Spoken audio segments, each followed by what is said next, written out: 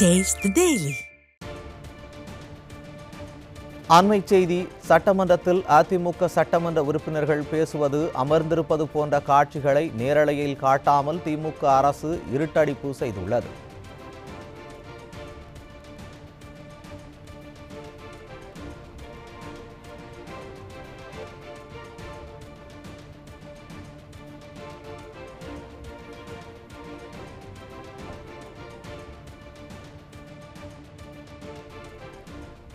சட்டமன்றத்தில் அதிமுக சட்டமன்ற உறுப்பினர்கள் பேசுவது, அமர்ந்திருப்பது போன்ற காட்சிகளை நேரலையில் காட்டாமல் திமுக அரசு இருட்டடிப்பு செய்துள்ளது.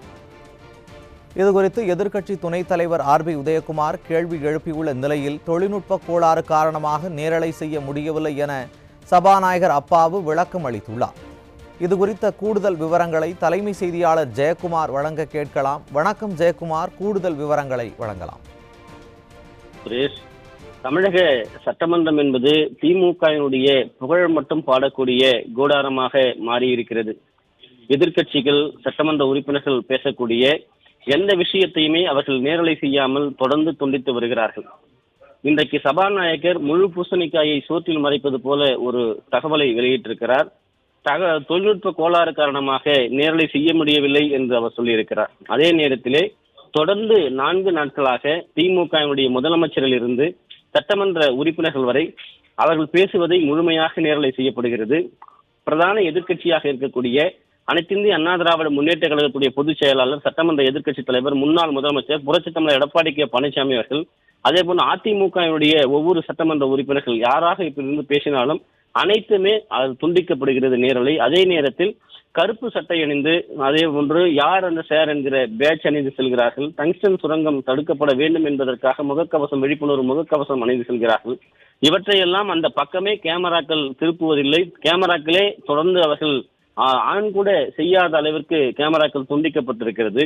இப்படி ஒரு சட்டமன்றம் என்பது இது ஒரு ஜனநாயக ரீதியாக நடைபெறக்கூடிய சட்டமன்றமா என்று இன்றைக்கு அனைத்திந்திய அண்ணா திராவிட முன்னேற்ற கழகத்தினுடைய முன்னாள் அமைச்சரும் சட்டமன்ற எதிர்க்கட்சி துணைத் தலைவருமாக இருக்கக்கூடிய ஆர்பி உதயகுமார் எழுப்பிய கேள்விக்கு, தொழில்நுட்ப கோளாறு காரணமாக இந்த நேரலை செய்ய முடியவில்லை என்கிற ஒரு உருட்டி இருக்கிறார்கள் சட்டமன்றத்திலே. குறிப்பாக இந்த சட்டமன்றம் என்பது ஜனநாயகத்தினுடைய கேலிக்கூத்தாக, ஜனநாயகத்தை குழிகோண்டி புதைக்கக்கூடிய விஷயமாக, ஜனநாயகம் மிகப்பெரிய ஒரு பாடுபடக்கூடிய ஒரு சட்டமன்றமாக இன்றைக்கு மாறி இருக்கிறது.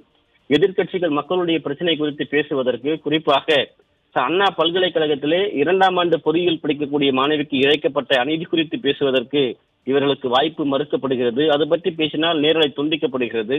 சம்பந்தப்பட்ட திமுக நிர்வாகி ஞானசேகரன் என்பவர் கைது செய்யப்பட்டிருக்கிறார். அவர் குறிப்பிட்ட யார் அந்த சார் என்று கேட்டால் இவர்களுக்கு வயிற்றெரிச்சல் ஏற்படுகிறது. அதோடு யார் அந்த சார் என்று சொல்லுகிறீர்களே, அவர்கள் குறித்த ஆதாரம் இருந்தால் நீதிமன்றம் அமைத்திருக்கக்கூடிய சிறப்பு குழுவிடம் ஒப்படைக்கலாம் என்று முதல்வரே சொல்லுகிறார். அப்படி என்றால் சிறப்பு குழு என்ன விசாரணை நடத்துகிறது, தமிழக காவல்துறை என்ன விசாரணை நடத்தியது என்கிற கேள்வி எல்லாம் அதற்குள்ளே எழுகிறது. அதே நேரத்திலே இன்றைக்கு சட்டமன்றத்திலே சபாநாயகர் குறிப்பிட்டிருக்கக்கூடிய தொழில்நுட்ப கோளாறு என்கிற இந்த விஷயம் ஏற்கக்கூடியதாக இல்லை என்பதை வெளிப்படைத்தன்மையோடு அது தெரிய வருகிறது. திமுகவினர் பேசுவதை, திமுகவினருக்கு ஜால்ரா அடிப்பதை எல்லாம் சட்டமன்றத்தில் முழுமையாக ஒளிபரப்பு செய்யப்படுகிறது. எதிர்க்கட்சிகள் மக்கள் பிரச்சனை குறித்து பேசுவதை வேண்டுமென்றே நிராகரிக்கப்படுகிறது, துண்டிக்கப்படுகிறது. அந்த பக்கமே கேமராவை திருப்பாமல் அவர்கள் நிறுத்தி விடுகிறார்கள். இதுதான் ஜனநாயகமா என்கிற மிகப்பெரிய வேதனை இருக்கிறது. குறிப்பாக திமுக சட்டமன்ற உறுப்பினர்கள் மட்டுமே வைத்து சட்டமன்றத்தை நடத்தி கொள்ளலாமே என்கிற நிலைதான் இன்றைக்கு தமிழக சட்டமன்றத்தினுடைய நிலையாக இருப்பது வேதனைக்குரிய விஷயமாக இருக்கிறது. சுரேஷ், விவரங்களை வழங்கியமைக்கு நன்றி ஜெயக்குமார்.